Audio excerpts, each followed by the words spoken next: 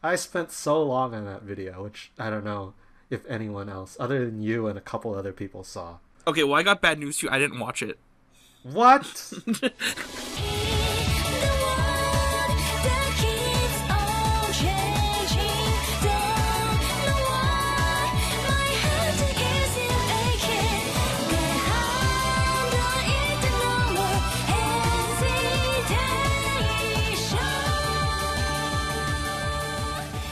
Hello and welcome. You're listening to the TWGOKcast, a The World God Only Knows reread and rewatch podcast.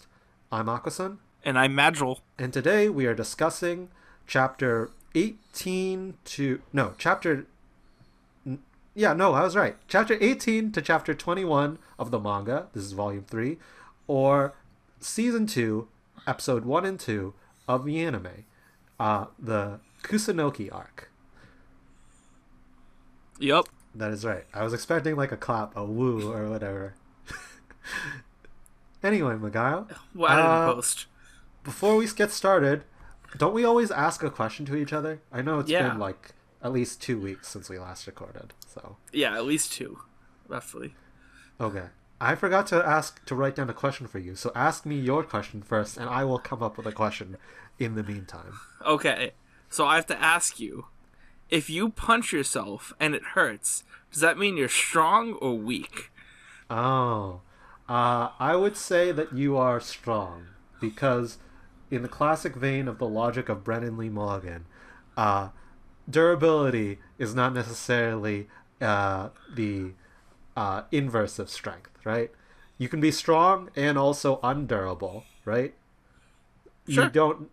but if you're weak, and if you're like fragile as well, like there's a better chance that you won't be able to hurt yourself. Yeah. Sure, you can say the word fragile right, but you can't say my name right. What? I don't know what you're talking about, Magile. Fair enough. Moving on. Did you come up with a question during your brief tangent about Brandon Lee Morgan? Yeah. I'm sure you've seen the clip, right? It was never mind. We don't need to discuss other streaming networks. I was gonna say, Magile, what do you think about martial arts in sort of contemporary, let's say, anime or contemporary Japanese media? I feel like you don't get much, like, traditional martial arts as far as modern shows go. I mean, like, you have it, like, referenced in things like Baki. I don't know how familiar you are with Baki, but, you know, like, there's a... I've seen images, I've seen photoshopped images where it's not true that he's just a head, but, I know it's a very bizarre manga with a really weird, history of, like, translators, and it's a whole other, like, wormhole that you don't need to go into. Yeah, no, the long story short in the matter is, you know, there's like martial arts dojos from the characters, and I feel like it's mostly there to represent, you know, like a form of honor and like communication between people, as opposed to, like, you know, they do have like fighting styles and such, but it's not really like the relevant part of it in my mind. Are there no like martial arts like sports shows anymore? Like, in English we had the Karate Kid like reboot, remake, sequel, Cobra Kai, which ran for like 8 years, right? Sure. But like, is there anything in Japan that's like taking it as like, oh, the cool sort of stories about it? I'm not familiar, if I need to be honest with you. Yeah, it feels like most people are like into more fantasy, honestly, if you're going for like combat kind of stuff, you know? We're still in that isekai boom, you know? Yeah. Dragon Ball was originally a martial arts story, and then it went into all like sci-fi, you know? Is it crazy to call Dragon Ball sci-fi? I mean, I guess it kind of is. I just think of it more as just a good general action show. Well, I mean, it starts off like martial arts with some fantastical like martial arts spirit energy techniques, and then it goes into sci-fi with like aliens, right? With like, alternate universes, time machines, and cloning and robots and all that kind of stuff. I mean, I guess it's not a crazy thing to say. I'm not, like, you know, terribly, like, surprised to say it's a sci-fi show. It's just not really the genre that comes to my mind when you say Dragon Ball, you know? Yeah. I don't know. I feel like, for example, if you're looking at like Fate or Jujutsu Kaisen or I don't know My Hero Academia, martial arts aren't really a thing. I mean, there is a My Hero Academia character whose power is he has a tail and he like uses martial arts when he fights, but it's not an important thing, right? He's like a minor character. You say that he's one of the main class students. He's pretty important. I mean, in the grand scheme of things, he's a minor character. You know what? Fair enough. His name is Tailman. Like he didn't put a lot of effort into deciding who this character would be. All right. Should we get into TWGOK now, by chance, instead of yeah, sure, other various anime?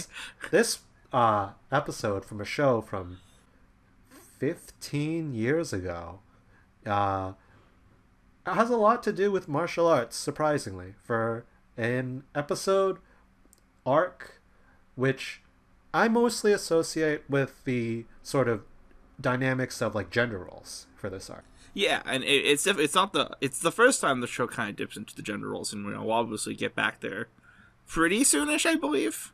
Yeah, we'll see. Before then, actually after this, we usually go straight into like our recap, right? Where we Yes. like fumble around trying to explain the course of events that happened through the arc. Yes, we badly explain the plot of the show. Right. Uh I think we'll just save preliminary thoughts after the recap. So, first off, we start off, depending on if you are manga or anime, slightly differently, because in the manga, we start off with Elsie. She is on paper, she is actually marking down like the spirits. She's adding little tally marks to the end of her broom to show like she's caught 4 spirits, which in the anime she started doing way back in like episode 2. But here it's like, oh, that's how she does it. And then she gives the marker over to Kama, and that's the whole other thing. I brought this up once, and people were like, whoa, I didn't even notice that. Anyway, so, meanwhile, in the anime, it starts off with a really kind of funny recap sequence, where it's like the Dragon Quest II password load screen, and then they use like a classic password or whatever, which Elsie doesn't she like, wait, no, that's wrong. Then she puts in the title of the show, Kami no Mizo Shuru Sekai, or The World God Only Knows. And then it does like a, it loads up from where we last left off. Kamen does like a little recap of like who he was, and then he says, hey, didn't you watch the first season? And then we get into the new intro for the season. Any thoughts about it? Yeah, I was actually going to mention the intro specifically because, between the 3 TWGOK openings, I feel like the second one kind of gets pushed to the side a bit because I feel like people recognize how great the first and the third one are, but I don't hear much praise for the second, despite it still being very good. I praised that second one, and then I got my YouTube video deleted because of copyright.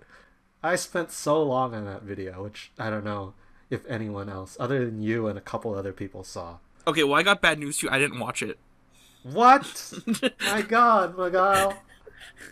Like that, it's been like 10 years at least. And you never watched it? No. I had so many things to say. Oh my God. Whenever we get 100 subscribers on our Patreon, you upload it there as like, secret bonus video. Maybe. Anyway, we'll talk about the intro more in the reflections segment. But after this, where we are at this point is Elsie is like drawing this sort of diagram, counting the spirits she has, and she celebrates. Kama is like, how long is this gonna go on? Elsie doesn't answer this, but they kind of like, for a moment, they think about how it's kind of weird how all these spirits have been, some of them have been affecting the girls in ways which, like, the invisibility, or like Kama wonders if Shiori's verbose reading of every single book in the library was related to like the spirits or something. Like things seem a little weird about how these aren't just normal girls in a way that you might think. So he takes the pen from Elsie. He goes like, pen.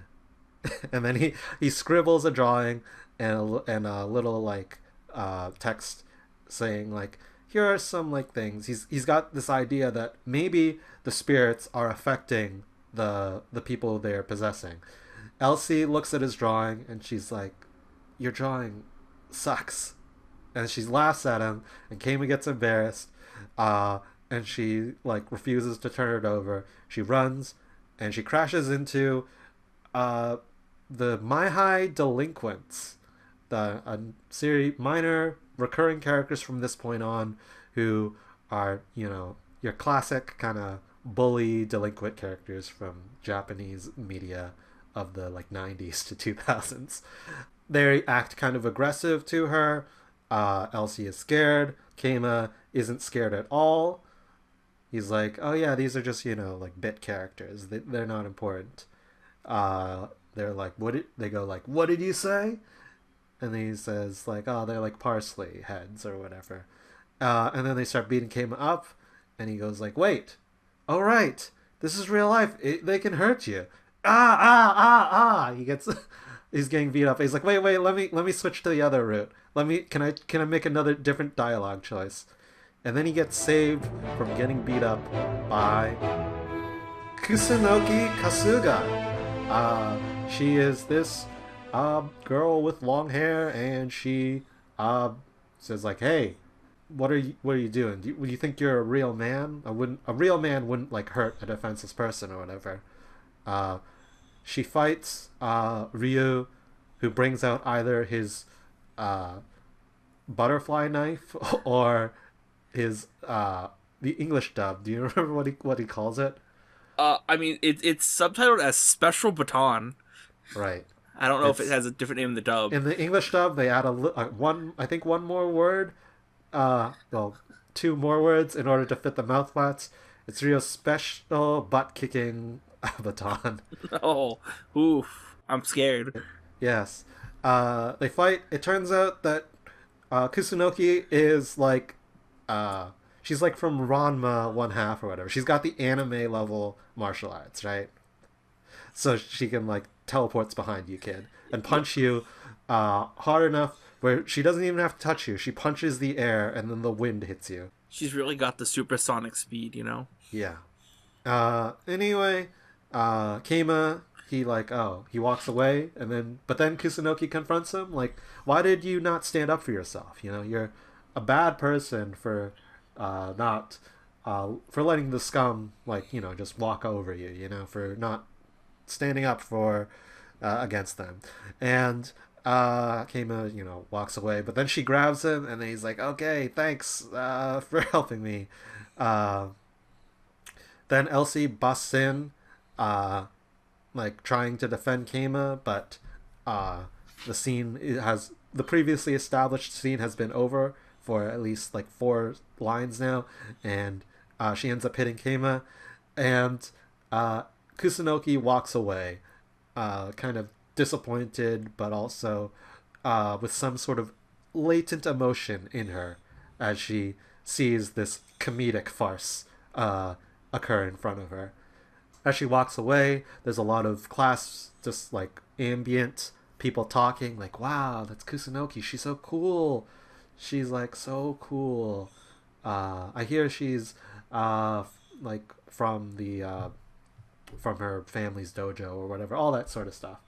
And she sees a girl carrying a little teddy bear with 2 tongues, and she glares at her, and then she keeps walking.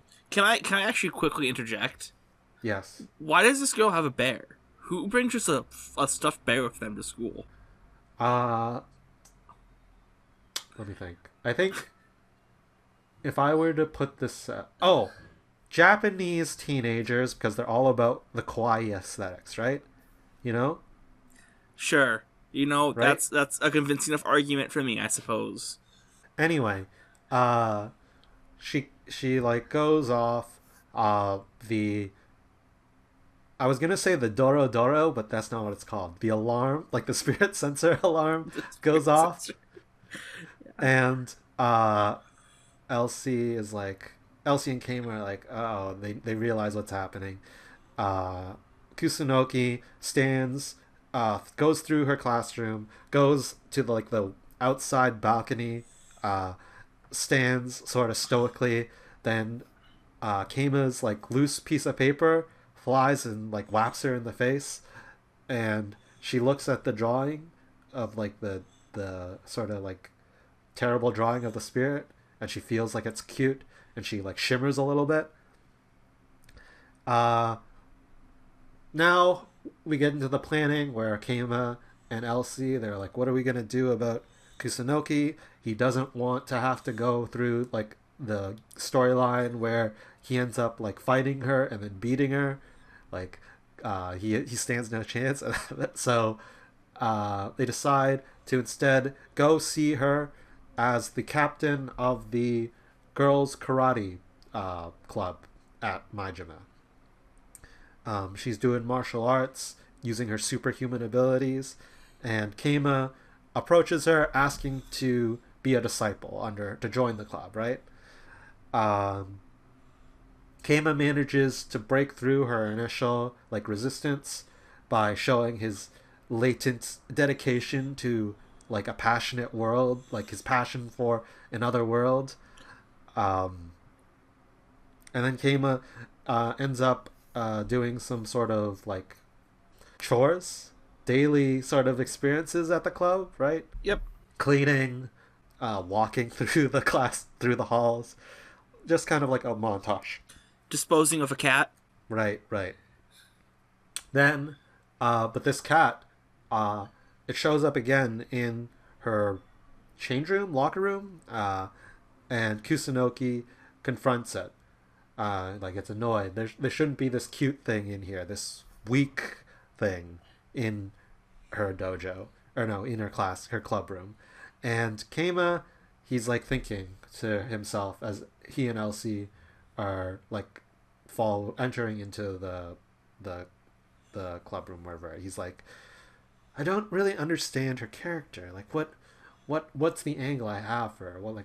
And then he discovers that she's there hugging the cat in the club room, and it all clicks together. Kusunoki is super embarrassed. She escapes, and then she goes out onto the balcony, and she's about to throw away the cat. But then, as she is put into this point, she's conflicted, and suddenly an embodiment of the resistance to not throw away cute things appears out of her and saves the cat. Also at this point, Elsie and Keima are like spying on her by using the Hagoromo to be invisible. And they go, no way! And then from there we kind of go into afterwards. They're in the club room and they're discussing what happened. Keima convinces her that, this is an opportunity. Most people, their weaknesses lie in their heart. But this, it manifests. You can face it directly. And after like thinking like, how are we gonna fight this? How are we gonna get this? Elsie just suggests they go on a date, and despite the two's Kusunoki and Keima's resistance, they end up deciding to do that. Where do I have water? I don't have water. Damn. Magile, please take it from here. Take what? The narration. Oh, of the story? Yeah, I need to get some water or something. Wow, you're really putting a lot of pressure on me now, currently. So, they head out on a date, and Elsie makes like a fancy dress for Kusunoki, and she said she wanted to make it like extra light and delightful, so that's more cute. It's the opposite of Kusunoki. So then they go out, and they're trying to do as many weak things as possible. So that they start. Keima takes to the game store because it's the only place Keima knows. And they're like, well, at the start, they're not going for like weak stuff per se. They're just trying to have a date. Well, I think it's pretty weak. I Like, think it's all about weakness. and it's like they just don't have any like connection, Idea. obvious connection between Yeah. themselves, right? They just both exist, and they go to the places they know, which is the game store, and then later the. Would you even go to buy athletic tape? Sports utility store. They hit up like a Dick's. Is that like what they go? That's what I call romance right there. Yeah, and then they go to a movie theater with. I like the anime version of the joke where they show off the like the movie, which is like supposed to be some like super heart tugging like sad like movie with like a kid and a pig, and Elsie is like sobbing in the background. Keima is just his eyes are completely focused on his game, and Kusunoki is yelling at the screen to like, "You can overcome the cold. You know, don't let your weakness define you," or whatever. They then is the pig kid thing supposed to be a specific reference to something? It is. It is. Do you want to know right now? Yeah, right now. Okay, it's a pig of Flanders, which is a reference to the 1782 English novel A Dog of Flanders. Wow. I think it might be 1872 actually. I'm not sure. But and it's like a big thing in Japan. It's a classic, all right? They understand the reference. For us it's like I was like, "Oh, is this like Charlotte's Web or something?" Like or just I've never seen people Charlotte's in North Web, America. We have no idea what's going on over there. Anyway, they go to the amusement park, and none of this stuff works. So they get kind of discouraged. But then Kusunoki, she sees a couple, a like grossly kind of like lovey-dovey couple, who they've bought some soft serve ice cream and they're eating it together. So she decides that this is the way to bring out the weakness, the most weak thing ever. So they do that, and as the sun shines behind them in that orange sunset, there's a sudden release as the spirit fully detaches from Kusunoki, and she is now ready to fight. So she like whips out her athletic gi, puts it on over her previous dress, and she's ready to rumble with her feminine self. Sure is. Yep. All right. That was me taking a breath in the Guile, but I was hoping to see if you would catch it. You didn't. Well, I didn't have anything interesting to say. I throwing this in here. I don't know if during a narration, do you want me to add in some like automatopoeia to make things more exciting, and like, sure. a whoosh, or like boom, something excited. Sure. Anyway, okay, so we now show them they're fighting. It's a fight. They're punching and kicking, and they're punching and kicking. Blam, pow.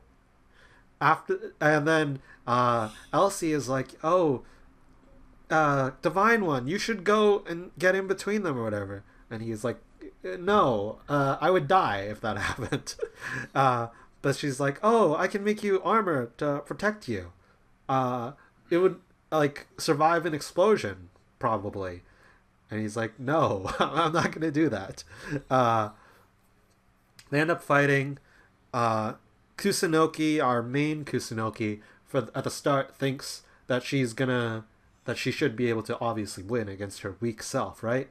Her like feminine personality, or feminine side of her. But surprisingly, her like softer side is just as capable, or if not like stronger than her, and she grabs her in a hold, and she doesn't understand. And the female Kusunoki, she's like, "Oh, from now on, I'm gonna live, girly or whatever." And the dojo, my family dojo, that can go rot. I don't care. I've had to give up all this part of me for the sake of the dojo. I've spent my whole life living as a boy, and I'm through with it. Keima, so the feminine spirit Kusunoki throws Kusunoki. Keima like steps up to her and he says like, "Oh, I know a way to defeat her like instantly," and he puts a flower in Kusunoki's hair. Kusunoki is like, "What the hell are you talking about, Katsuragi? What is this?" And Keima at this point, he argues that she should try to be try to pursue both, right? To be like a cute warrior. Yes. Cute and strong. Yes, that's what they call it. And both Kusunokis at this point like end up turning on Keima, like they end up joining sides and be like, this is completely ridiculous. They throw regular Kusunoki throws Keima. He's like, this is patently absurd. And then the other feminine Kusunoki like grabs his hair. He's like, yeah, she's right. We can't do both. They say a line about how, to pursue one path means to sacrifice another. Keima fundamentally kind of disagrees with this. He sort of makes an argument about how you don't have to sort of like, if you give up something, if you sacrifice something, then the remaining will always be missing something. And he makes an argument that, you're kind of saying, Kusunoki is saying that, these things are diametrically opposed. There's no way. But in real life, there's things which include both, like cats, which are, deadly predators. And then also Elsie, who like jumps from a little playground, sort of like monkey bar kind of set, and ends up cracking the ground in her samurai armor that she made. And then Kame was like, "Okay, thanks. Shoo, go away." And our Kusunoki, she is still resistant to this, but the other Kusunoki, she's like, "No, he has a point." And when Keima asks her if like this date was a waste of time, or Kusunoki says that it was a waste of time, but her other self interrupts her and says, "No, I enjoyed it. You'd enjoyed it too." And there's this moment of like where the other Kusunoki, she says like, "Okay, I give up," and she is willing to integrate herself back with the main Kusunoki. There's this kind of moment of recognition that she can perhaps pursue both. And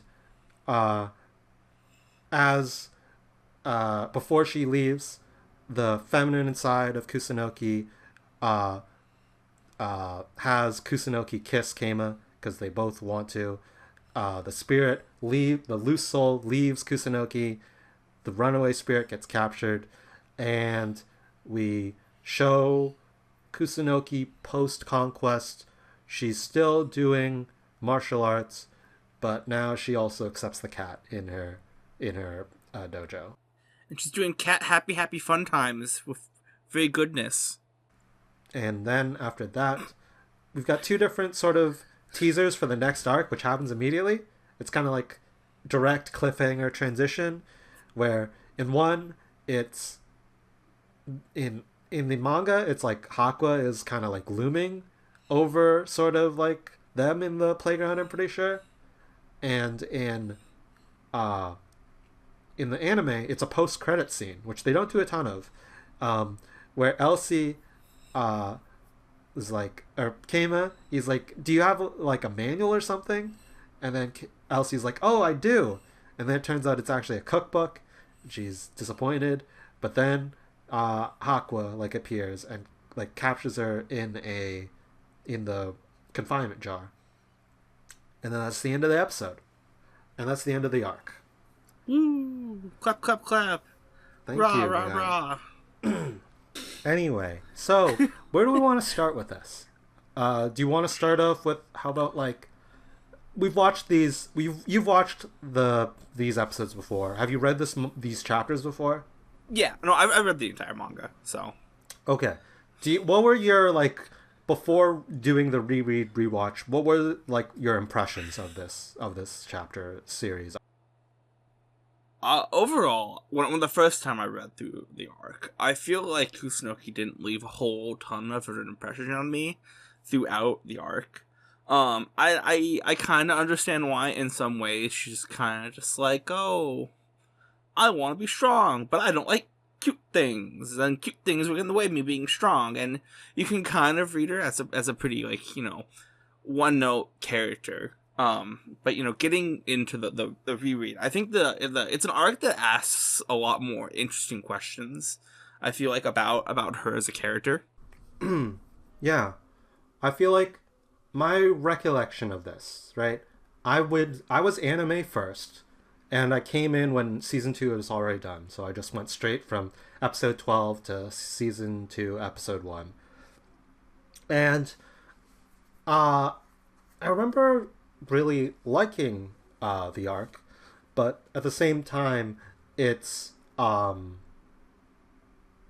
like an arc per se that has like super long lasting like consequences for the series as a whole, because Kusunoki, unlike Ayumi, unlike Shiori, unlike Canon, she's not like a goddess, right? She ends up in Goddess Arc, and after that, she's like cameos.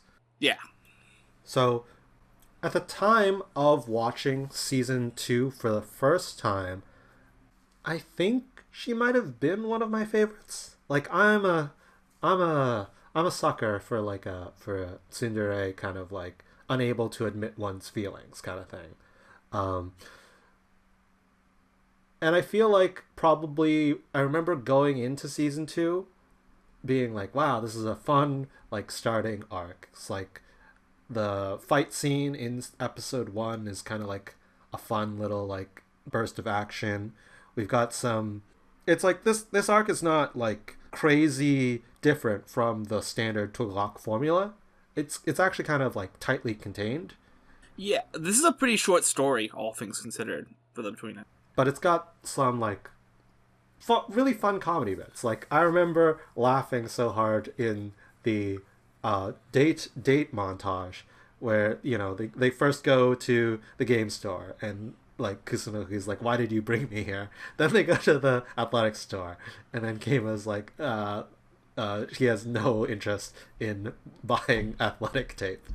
And then they go to the arcade, and Kusunoki, she feels like, oh yeah, this is a way we can connect, martial arts and gaming. And she like does amazing. She does 728 points. And then she turns over and Keima's gotten 999 points. And then he's a chief lobster god tier. Yeah. And she demands that she stays until she beats him or whatever. The anime adds like a lot of like fun little jokes there, where it's like, again, the reactions to the movie, which in the anime is just like single panels, right? There's the point where they're in the Deseni Sea like magic like flying elephant ride. You see Elsie in the background having like the time of her life, and then the two of them together side by side, like stone faced, sitting in the ride. It's just a really like fun series of kind of lighthearted, kind of like again, because I mentioned it, it feels very much like inspired, taking cues from that sort of romantic comedy of like Ranma 1/2, that kind of like era where you're doing sort of lighthearted kind of gags of characters interacting. Do we want to continue talking about the general thoughts on the arc, or do you want to move on to more random specific things I have to comment on? I think now we can talk about like because normally we start off now watching it, what were like anything big that stood out to you? The biggest thing that stood out to me. So I think one of the things I find quite interesting about this, and it's kind of thing we touched on at the very start about gender roles, because the main thing that Kusunoki talks about is about how she's a man, and how she only does like hyper masculine things, like like doing the dojo, and her alternative half is shown as the feminine side. Yeah. And it kind of calls into to question like the general conceit of how you view like what is gender, specific, and like what people can do, and what's tied to gender. Because the answer is obviously very little, especially nowadays. So like I think it's interesting that the show generally takes the stance that you can be, you can be, like, whether or not you're masculine or feminine doesn't really matter. It's more about like what you just do what you want to do. I feel like, and don't make sacrifices on one half. Just do everything to the best of your ability. Yeah. Like, I remember discussing this arc 7 years ago in a chat room, and this arc has always stuck with me in a way because, like, sort of like traditional sort of like stories that I grew up like watching, like cartoons and such, they would often kind of focus on like the idea that these gender stereotypes or this assignment of certain things is like kind of like nonsense or bullshit or like whatever, right? While TWGOK Wakaki writing this, he doesn't say that like this like gender role or this gender association of like the feminine half enjoying like cats and cuteness and soft things and dresses and all that stuff. Like, it's not a storyline that pushes against that per se, but it says that as an individual, she is allowed to like still like integrate both of those kind of disparate parts of her personality. Like, in one part she doesn't have to suppress or deny or repress one part of her for the sake of maintaining sort of that important sort of masculine identity that she's like carved out for herself as like the master of her father's dojo. And and to that point, like when the two sides of Kusunoki do fight, it's not the masculine side that wins. It's the feminine side that generally has the advantage throughout the combat, which kind of calls into question, like Kusunoki's like entire motivation about being, being more masculine and focusing on it. How maybe in some ways that's like a distraction and holding them back. Right. Because that's also something I definitely like discussed with like people when I was talking about it. It's like, I think that's like one of the like important aspects to Wakaki's kind of portrayal of like these, let's say, like gender ideals, gender like polarities of like how Kusunoki like divides herself, and I guess TWGOK like divides these, at least in this arc, right, where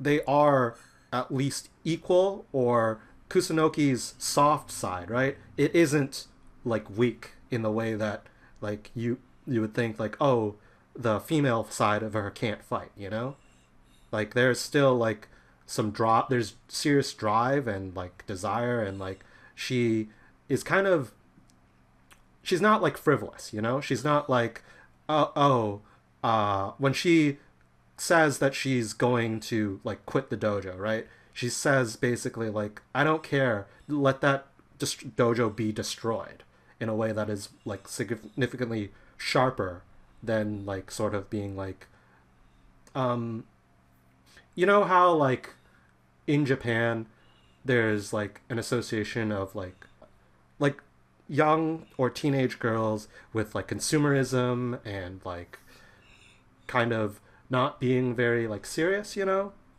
Sure, I get what you're going for. I mean, it's not exclusive to Japan, but like if you're thinking about like stock stereotypes of like girls, right? You might think of something like a boy band obsession, right? And in that way that like is like, oh, this person is girly and she is also like not a serious person, like in a way that like we associate sort of masculinity with like stoicism and serious business. Yeah. And when I was rewatching it this time, I think I was really noting to myself sort of dimensions of not just like masculinity, femininity, but also like sort of tradition. There's a lot of like, because she's doing martial arts, there's a lot of like Buddhist or Shinto like religious kind of like parts to it about, you know, like there like when they reference weaknesses, they like, oh, the Buddha, he also like wanted to drink water or whatever, right? Like this suffering, like, and this is not like a serious thing that like gets a whole lot of attention drawn to it, but it's like part of this idea that this ideal martial artist figure that she wants to be is like masculine in these sorts of ways, is like stoic and tough and strong in these sorts of ways, whereas like the girly stuff that she does are things like, you know, going out on a date, like romance and love and you know, silly consumerist stuff a little bit, in that the date activities are like going out on rides or going out to have fun, to play, you know. And I also saw a bit of dimension of like tradition versus modernity, right? Like her family traditions, her devotion to her father, her desire to keep her family's like inheritance like ongoing, versus a desire perhaps to shed that, to be her own independent person in a way, right? And in that way, this arc, which the big emphasis is like strong and weak, masculine, feminine, I feel like there's a little more, there's more things going on in these sorts of binaries that she's kind of creating for herself, or that are end up having to be integrated.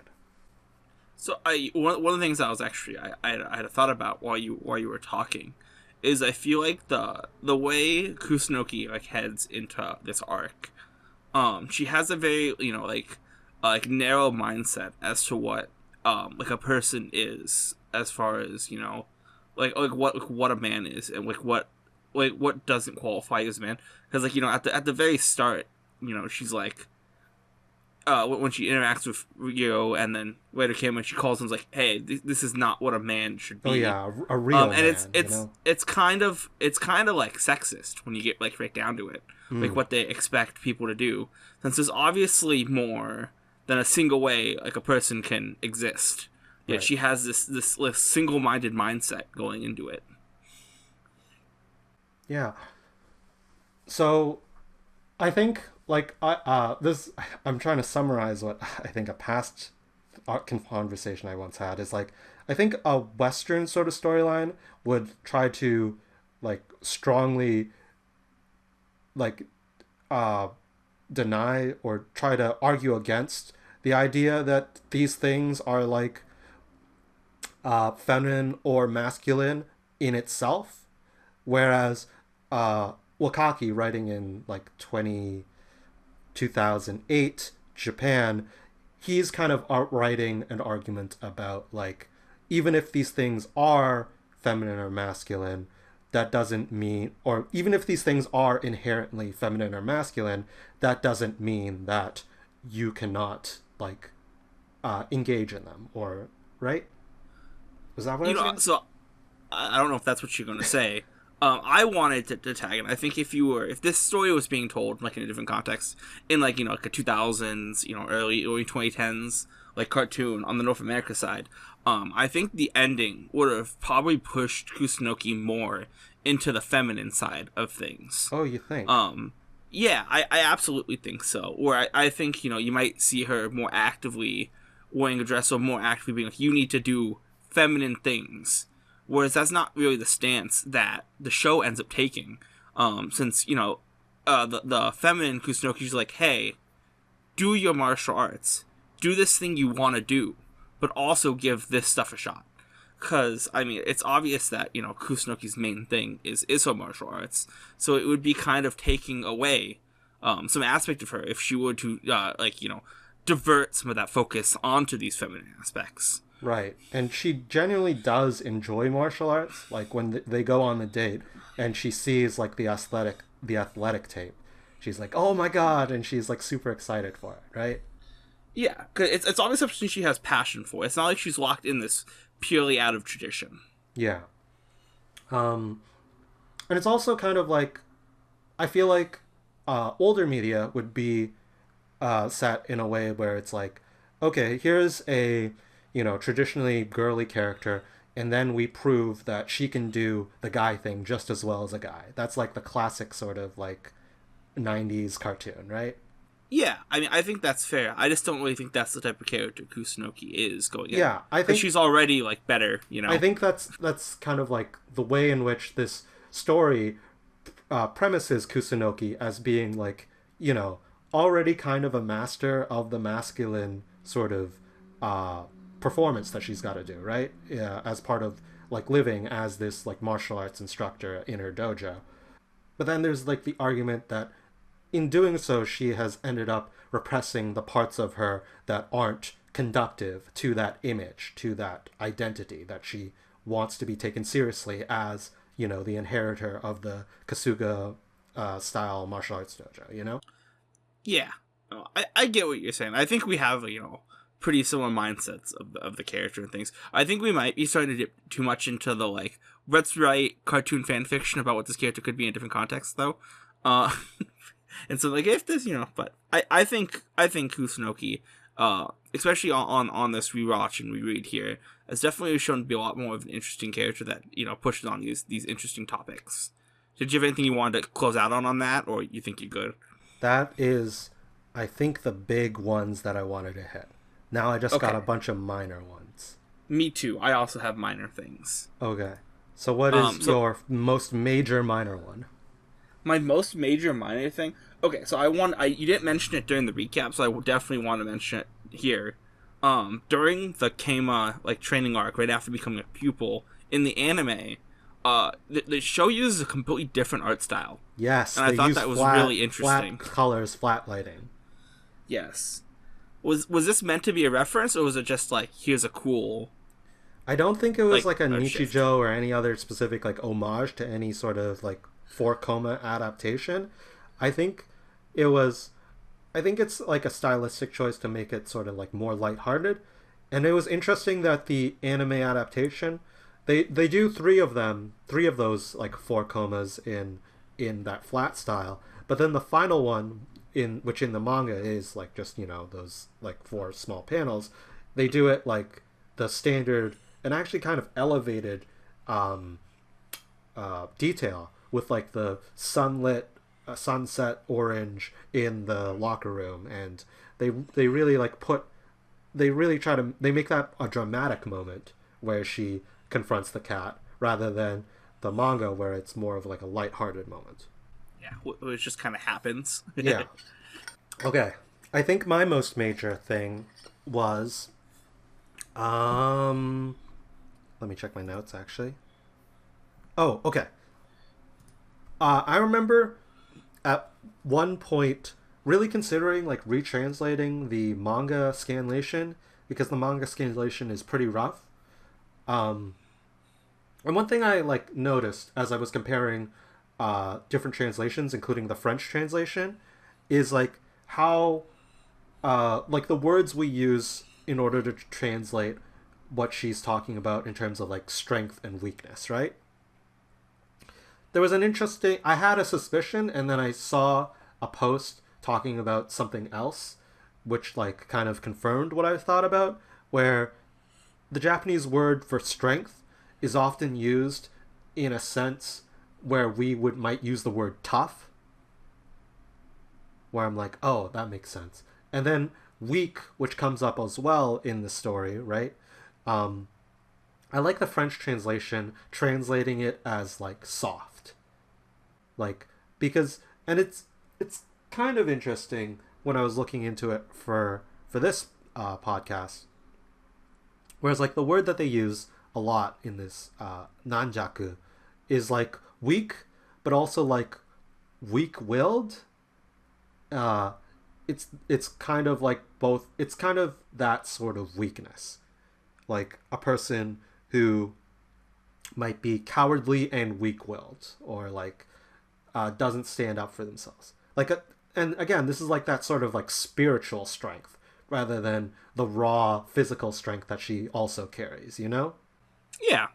So I think there's this dynamic that you got that like if I was translating this story again, I would be interested in sort of like the nuance of how exactly we want to convey this sort of idea of strength, because there's this like ideal of like masculine strength, but there's also this ideal of like spiritual strength related to the martial arts and the Buddhism and like the like standing up for yourself, and they're interrelated and connected, but depending on how you like phrase these things, I think the nuances of it can come off a little differently. Translation is so difficult. Yeah. Okay. How many minor things do you have? I have 3 minor things I'd like to bring up. One's basically just a question, though. Sure. So starting with that one, with this just the question: is this the first older woman Kane has gone after? This is the first girl who is older than him. Yes, she is. Yeah. Older than him by 1 year, and her birthday is actually in January, according to the like, you know, bonus material or whatever. So she is one of the oldest people in her grade. That's wicked. Yeah. And it also does affect their dynamic, like, in terms of, like, him having to approach her as, like, oh, as first as senpai, and then, like, a disciple, you know? Yeah, I mean, he definitely takes the, you know, the I am a student of you approach. Mm-hmm. Okay. My thing is, do you know what the chapter title theming pattern is for this? Oh my gosh. Because Mio, you remember Mio, right? It was Beatles songs. Yeah. Shiori's was books, like titles of books. Mm-hmm. Cannon's was like idol magazines. Of course. Yeah. So what do you think this is? Okay, so I in the time being, I've pulled up the names just to remember them, because I feel like that's probably a very pivotal part of this. Give me 1 second here. Oof. Okay. Why don't you read? I have no idea. Okay. So, the pattern is that they are all 4-character idioms in Japanese. Oh, so I had no way of ever getting this, is what you're telling me. It's one that is hard to translate, and not all of them did it, per se. It was interesting reading the French translation, because one title was completely different, and I was like, whoa. And I was like, oh, because they were interpreting the title as like an idiom, and then that's why they did it that way. So here, I'll quickly go through them, right? Chapter 18, Flag 18. A lone flower in bloom. This is a play on the phrase, or / idiom, 100 flowers in bloom, which means like a gathering of outstanding people. And it's just because she is like the lone, right? She's one person. My English suggestion for a translation would be every rose has its thorns, because I'm using the flower thing, but also like every has its thorns as in weapons, but also thorn as in like a barb within, like a weak, like something that is hurting you. Huh? Ooh. Chapter 19, within a divided heart. This is a play on within one's heart, communicate with others' heart.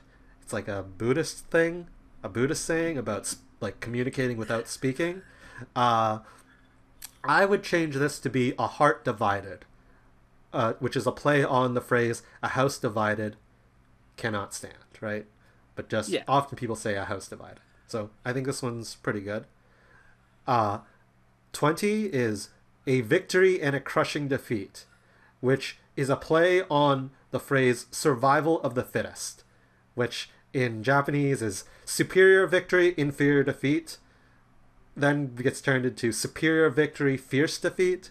I forget what I was going to translate this as, honestly. I think the French version is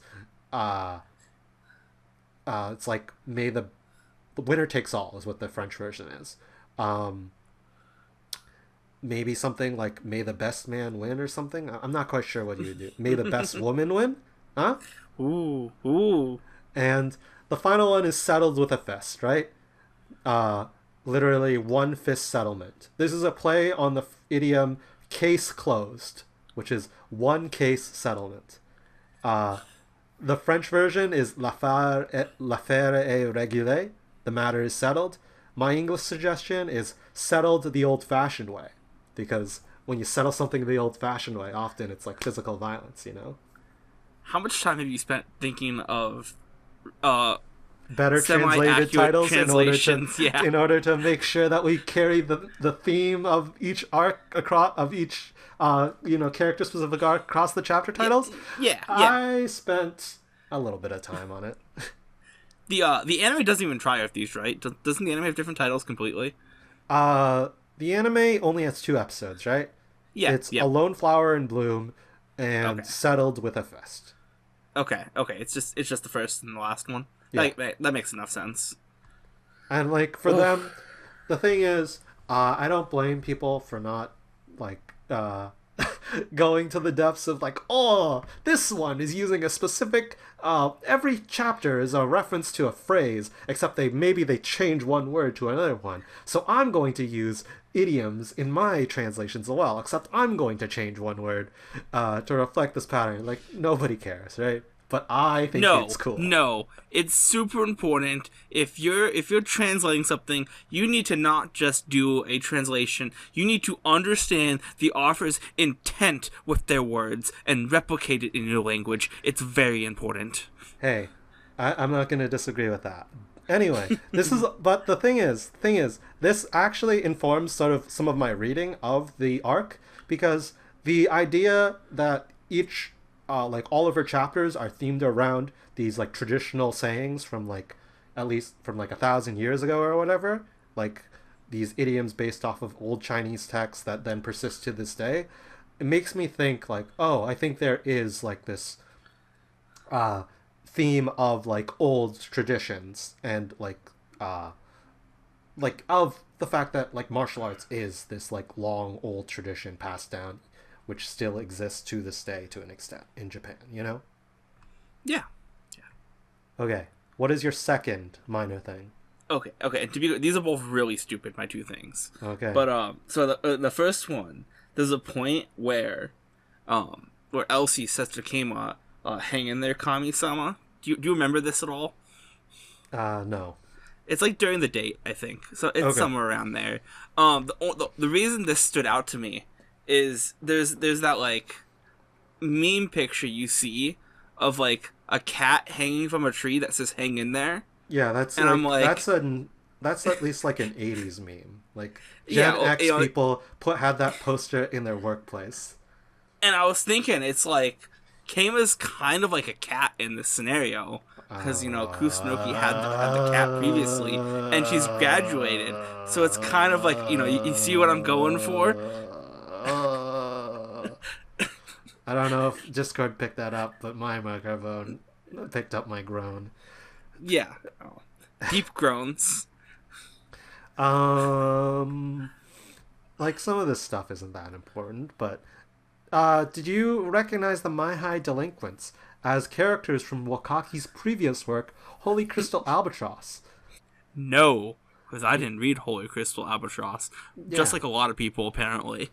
It's interesting because this is the arc where Kusunoki, he is based off of the mother of the main character of Holy Crystal Albatross. So that very first chapter of her arc is kind of like a reunion or like a reimagining of all these characters bringing into this new series. And the fact is, I don't have too much to say about Kusunoki and her prototype predecessor in the previous work, but I think it's an interesting aspect of Wakaki's creative process that he never lets like a character design or an idea necessarily like away. or like once he does it once, he's not going to necessarily give up on it. He's very pragmatic in like, oh, nobody read Holy Crystal Albatross. All right, I'm going to use that character design from the previous one in this series. It's a good character design. Yeah, yeah. Modified, of course, but you had one more minor thing, right? Okay, again, really stupid. You're the one who has interesting things. I exclusively have stupid things. So in the manga specifically, this is my only interesting specific commentary on the manga. Okay. Actually, there's like a panel. It's again, I don't know. Apparently everything happens during the date. It's like right after. It's like right after the date. There's this panel, where the perspective makes Kusunoki look really big compared to Keima, because like Keima's in the background, she's like up in the foreground, and it's like a roll ankle shot. Okay. And it kind of makes me think of Hinoki's arc coming up, because big. Oh. I feel like I've got actually quite a bit about to say about whether or not Kusunoki and Hinoki's arcs necessarily like because the thing is, at this point, Hinoki is not a character. He's not thought of this idea at all. Definitely not.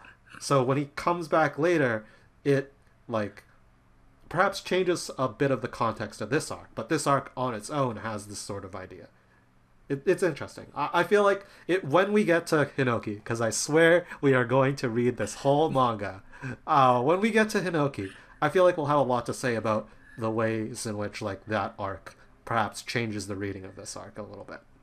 Yeah, absolutely. Because to be honest with you, I remember nothing about that arc other than that she gets big.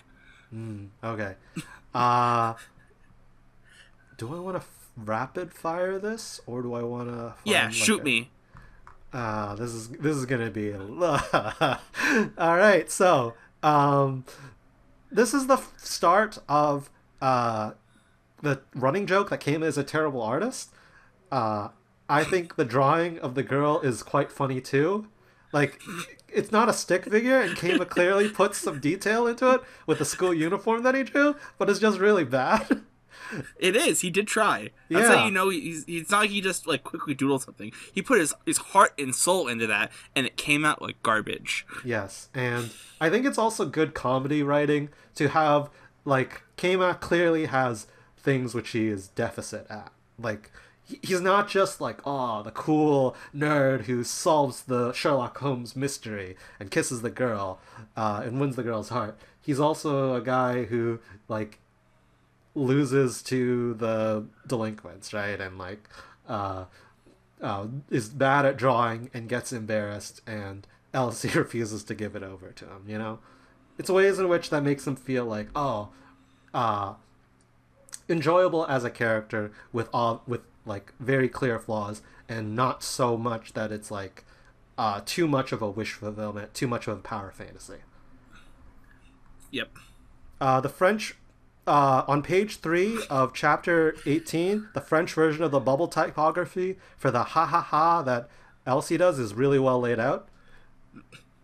On page 4, the button on the hat for the delinquent with the hat says Warui, which is bad, because he's a bad person, apparently. You really take deep notice of these things. Yeah. Page 4 of the scanlation says, "You big watering can bastards." That's a terrible translation. It's a misreading of Mizu Sashite from Mizu Sashi, which is like a water pitcher. The original meaning is using an idiom like to throw cold water on, but it means to like interfere from the sidelines when two people are on good terms or when something is going smoothly. Page 5, the comedy of Keima being all cool and confident versus the reality where he goes, "Oh right, this hurts." Keima 5, Keima asks if he can change his route in the Japanese. The scanlation just says like, can we talk, which is not as good. Keep in that gamer slang, keep in that like weird mentality of Keima. Keima has to be leet. Yes. Let's see. From the very start, the delinquent characters are kind of a joke character, because even when they bring out the butterfly knife in the manga, he's like dancing. He says like butterfly, butterfly, like it's like, and they're like tiny, chibi, like cartoon characters. They're not going to be like a serious threat ever, basically. Um, the fight scene in the first chapter of Kusunoki's arc is kind of like an homage to Wakaki's like shonen battle manga history, because his first series was a shonen battle manga, you know. In some ways, when you get right down to it, this is also a shonen battle manga. I don't know how hard people would agree with that one. um, Kusunoki's, the way she speaks is interesting in that she kind of speaks in a pretty direct, kind of assertive, typically masculine way, you know, using words like oi or omae or zo. And there's kind of like a manga specific thing where the page layout starts with you not being able to know who's saying these things. And since you can't hear the voice, you don't know. And then it does like a big page reveal to show who's saying this kind of stuff. You can't really do that in the anime with when you hear a voice. But the anime does, specifically the Japanese voice actress, she uses like a deeper voice for Kusunoki regular, and then a much higher voice for Kusunoki feminine. I already covered that. Keima saying we already finished that scene when Elsie runs in and starts hitting him. It's fun because Keima can break the fourth wall without really breaking the fourth wall, because he's always talking about things in terms of like events and story beats and like scenes. Is Keima Deadpool? No, because Deadpool thinks he's in a comic. He's just right. Like, he's delusional. Okay. Keima just talks in terms of, like, storytelling, specifically in games. Okay. Fair enough. Page 15, explicitly saying that Kusunoki is 18, but she doesn't look like it. Probably, I don't know. It felt like this is kind of, like, related to Wakaki, like, reusing and modifying a character design from an older woman character from his previous series. We introduced the double-tongued bear in the manga, which was first introduced here, although it was retroactively introduced in canon. The split consciousness thing here reminds me a lot of Persona 4, if you've ever played that game.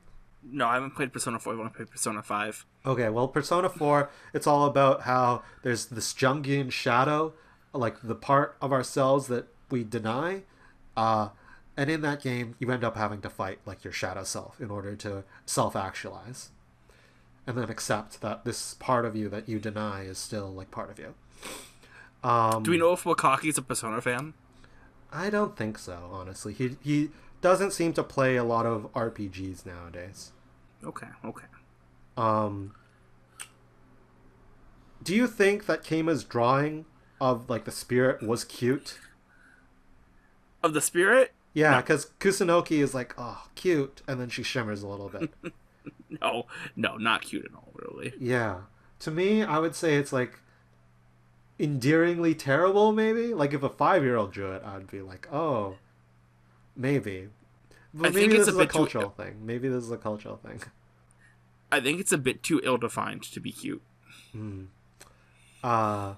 you know that kawaii culture in Japan originated in the 1970s from like girls' subculture? What does this have to do with Twogok?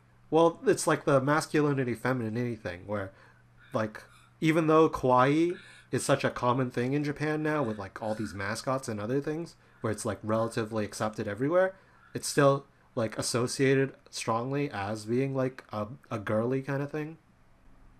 Sure. Side note, there's a character in the video game Tokyo Mirage Sessions Sharp FE, Kiria, who has essentially the same character conflict as Kusunoki. Do you think they took inspiration? I'm not sure. But she's like, her whole thing is that she's like a dark action girl kind of pop star. Kind of like a, I don't know, who's that girl who does like bad guy? Billie Eilish. You're gonna have to be... I have no idea who you're talking about. She's kind of like a dark, mature, cool kind of like persona as her like public figure, but then she also loves cats and cute things and soft things, and she's got to reconcile that. Did you know that on page 19 of chapter 18, there's that Sugoroku board game kind of thing? Should I know what that is? It's the blue-haired girl on that weird roll the dice kind of board game thing. All right, I made a scanlated version of that with using someone else's translation. The girl on that page, her name is Hiyori Sakurai, and she shows up in Minami's arc. I know. Okay, no, I know what you're talking about now. Now that you mention it, I got super confused when you started talking about a board game. Then I remember that there was in fact a board game at the end of the chapter. Yes. You could cut it out of the magazine and play with it, apparently. Can you win? Sugoroku is a boring ass game. It's basically like Candyland, where so it's not a game. Okay, got it. You roll the dice and then like you go. You just follow whatever the direction is to like move 3 spaces back or move 2 spaces forward or whatever, or to jump. I'd argue that's more of a game than Candyland. I'm a # certified Candyland hater, FYI. All right. Did you get? I got kind of Utena vibes from the chapter 19 chapter title page with like the roses and the swords and like the kind of stained glass aesthetic there. The statue behind Kusunoki is a Neo Guardian statue. It's like a Buddhist thing. Keimo, when he's cleaning in the manga volume, not in the scanlated magazine version and not in the anime itself, he references the 1975 Ikkyu-san anime by singing Tonshin Kanshin, which is a lyric from the opening theme to that anime. How do you know these things? I've made a TWGOK trivia post in 2019 about it. Wow. Yeah, and this is why I'm talking about this sort of like Buddhist asceticism versus commercialism. These other like currents within this dichotomy. This is the first time we see Elsie being able to use invisibility. Previously, she could just she had to make a trash can to hide in Mio's arc. Now she can just turn invisible with a raiment. They make a trash can in the anime too, I think. Yeah. But in this time, they're just being invisible. Remember? Sure. Well, no, I know they were invisible, but then she goes in trash can mode too. Okay. Do you notice on chapter 20 there's the sound effect Baku or Bako, which is a bad English sound effect, but that is what Wakaki drew in his original comic. It's not a good sound effect. What's it supposed to represent? Like what's happening? It's a kapow. Oh, it's a kapow. Okay. But it goes Bako. Bako. Yeah.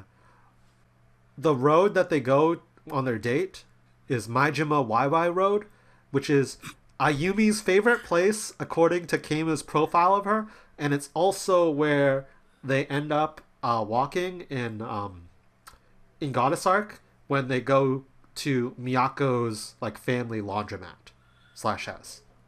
Okay. Yeah, there's world building here. Wakaki is weirdly consistent about these incredibly minor things. Sammy and Kiki, the two people who are pseudo kissing with their ice cream. Did you know that 10 years later in real life they showed up in 365 Days to the Wedding going to an amusement park with their kid? Yes, actually. Yeah. I'm surprised it took you this long to mention it. I'm going as fast as I can, man. No, it's fine. No, I kind of... There's a bunch of times I want to completely derail you. I'm just kind of avoiding it. Chapter 21. There's another sort of interesting kind of narrative technique with Kusunoki on the first page, where you can tell that it's Kusunoki thinking, but you don't know that it's the repressed feminine side of Kusunoki talking until the very last panel of that page.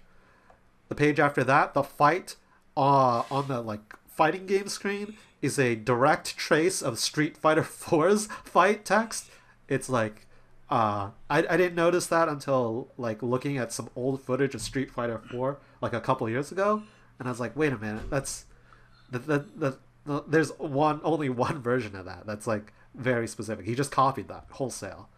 Um, this is also like a mirror match in a fighting game. You know, two players pick the same characters, and they're just like palette swapped. Um, there's some family stuff I've noted. I noted some bad translations. Aqua hates the translation of this arc. Listen, it's not that bad, but there's a lot of lines which are just flatly they interpret it wrong, right? And then anime. It's pretty fine. Some of the stuff you already mentioned. Do you know what we didn't mention? What? We didn't mention the ending song. Oh, that's because the ending's bad. No, that's a joke. You don't like I know no, I do. It's fine. It's fine. I don't really watching endings, to be honest with you.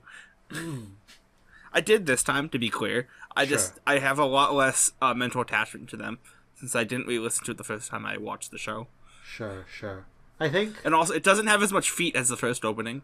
Koi no Shurushi, like ending 1, is a lot more ambitious. Because in this one, it's mostly like, you know, characters like animating a little bit within the PFP, while the previous one is like them like painting a mural and moving around a bunch. And also in season 1, every episode like they changed like the singer based on who was like the character of the arc there. In season 2, it's all just the standard mix of where it switches between the 3 main like voice actresses of the conquest targets this season. But like, I don't hate it. I just think it's like not necessarily like super memorable in a way. I guess in some ways, just like the opening, the ending is kind of, I feel. I guess as far the second season might be like the odd child in terms of TWGOK's 3 seasons. I think because like I feel like the first season had like a lot more of like a obvious through point going on with it. Then you get the second point where it's mostly the same thing. We obviously only get one changing part this season, but it's mostly the same thing. And that's kind of when they're like, "Come on, get on with it," type of thing. That's what we got Goddess afterwards. Like, to me, I'll say that because I can't believe you didn't watch my like half-hour long analysis of TWGOK OP2, because like there's a lot of stuff in there. I think it's a pretty good opening. The thing is, it gets overshadowed by number 1 and number 3, because number 2 is the one which actually starts having like lyrics which are directly relevant to Keima, where it's talking about like not good at drawing, no big deal, you know, where it's like, oh, this is definitely representing Keima like as the speaker of these lyrics.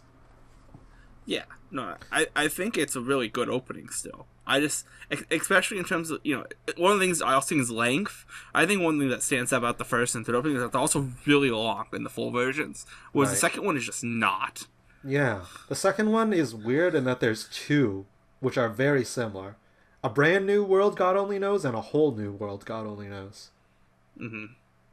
I wasn't quite sure what happened there, but it's interesting. And the alternate theme song is like very similar, but like slower and like it's strange. Okay, final thing from my minor observations. You know how in the post-credit scene for the second episode of Kusunoki's arc, how like we're establishing Hako or whatever? Yep.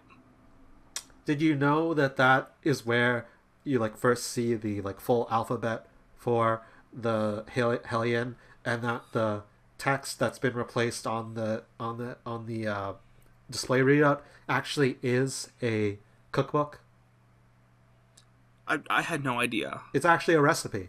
It's poorly translated English, but it is like using the actual term for Nirvana quail that Elsie then says like a recipe for Nirvana quail eggs.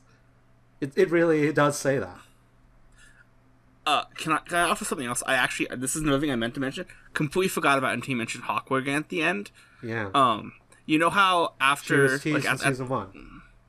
yeah, you know how there's the like after like the credits and everything, they have like the fan art cutscene briefly at the Right, end when right. they talk.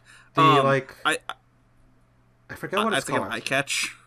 No, that an eye catch is in the middle of the. Middle. I know it's like the same thing, but anyways, my point is, I feel like the pictures for between the first and second episodes of Kusunoki's Arc were like swapped in production because the one for episode 1 is of Hakwa, and the one in the second episode is Kusunoki. I feel like it'd make more sense the other way around.